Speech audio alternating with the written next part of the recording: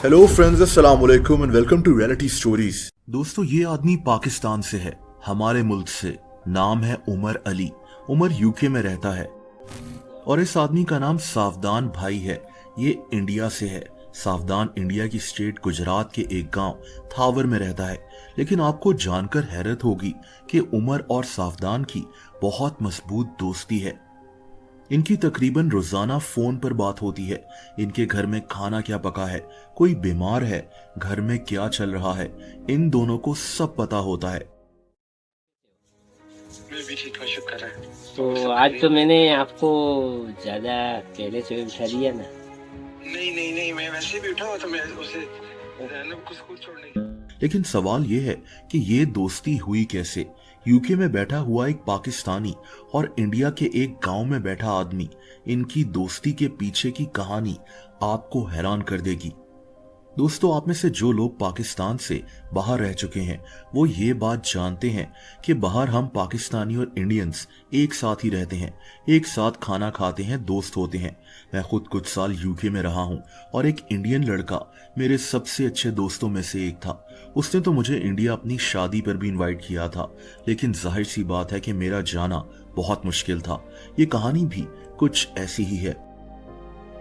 दोस्तों, ये कहानी है सावधान भाई के बेटे कमलेश की।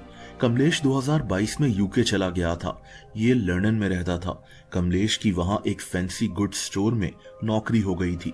कमलेश बहुत जल्दी यूके में सेटल हो गया। इसको 2 साल का वर्क परमिट भी मिल गया था।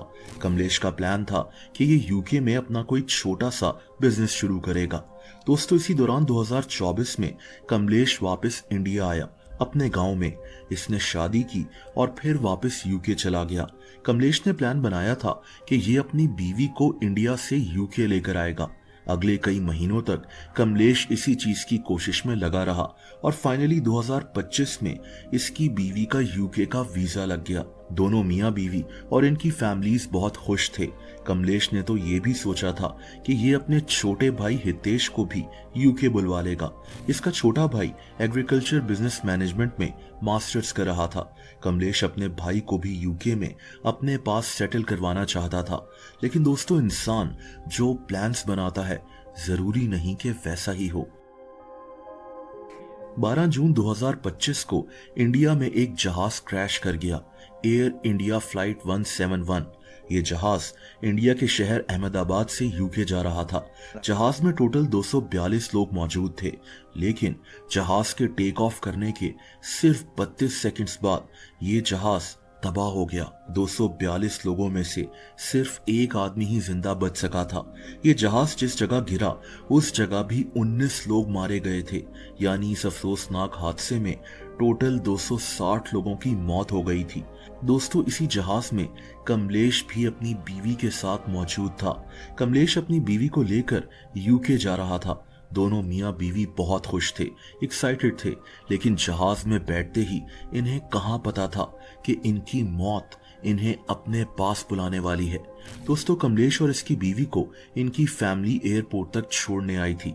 सावधान भाई वैसे तो अपने मोबाइल से वीडियोस वगैरह नहीं बनाते थे, लेकिन इस दिन इन्होंने एयरपोर्ट पर एक वीडियो बनाई, अपने बेटे और बहू की वीडियो, क्योंकि ये इनकी बहू की जिंदगी की पहली फ्लाइट थी। सावधान भाई और इनकी बीवी बहुत खुश थे। इन्होंने अपने बेटे को अलविदा कहा और फिर ये वापस अपने गांव की तरफ निकल पड़े। इन्होंने 100 किलोमीटर का सफर भी तय कर लिया और फिर इन्हें वो खबर मिली जिस खबर ने इनके पैरों तले जमीन निकाल दी। इन्हें पता चला कि जिस जहाज में इनका बेटा और बहू सवार थे वो जहाज तबाह हो गया है।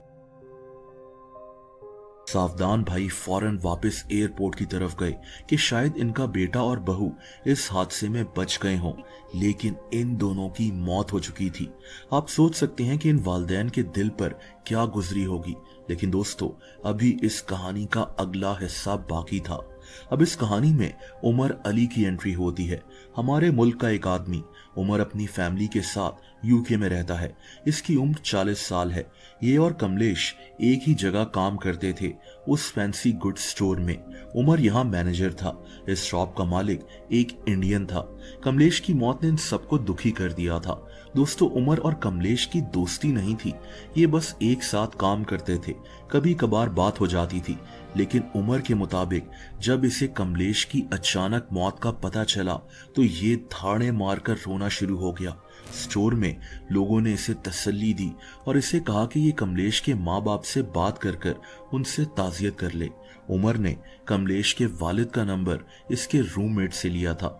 दोस्तों, पहले तो कमलेश के वालिद व्हाट्सएप पर कॉल नहीं उठा रहे थे, लेकिन काफी दफा कोशिश करने के बाद उमर और कमलेश के वालिद सावधान भाई की बात हो गई। ये एक छोटी सी कॉल थी।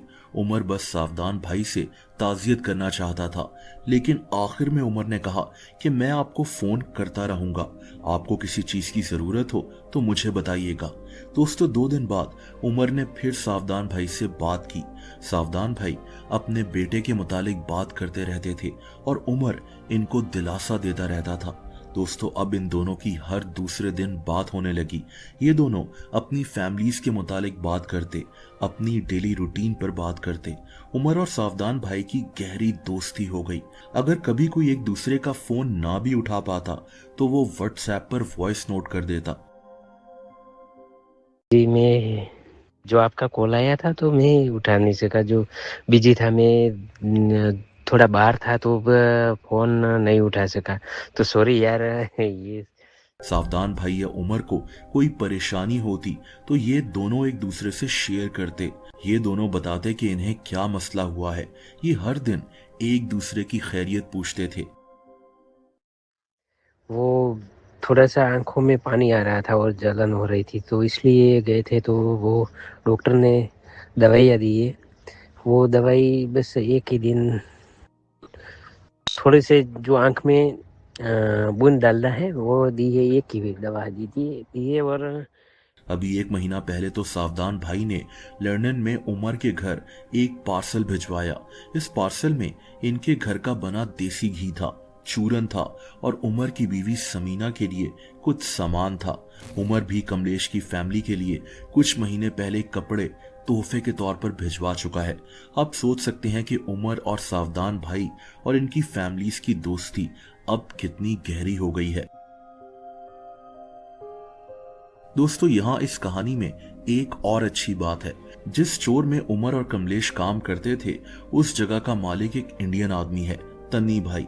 कमलेश की मौत के बाद ये आदमी भी कमलेश की फैमिली को नहीं भूला। तब से अब तक ये हर महीने कमलेश की फैमिली को 50,000 इंडियन रुपए भिजवाता है, ताकि इनको फाइनेंशियली कोई मसला ना हो। कमलेश शायद जानता ही नहीं था कि जिस जगह ये काम कर रहा है, वहां के लोग इसकी मौत के बाद इसकी फैमिली को भी अपनी फैमिली की तरह मान लेंगे।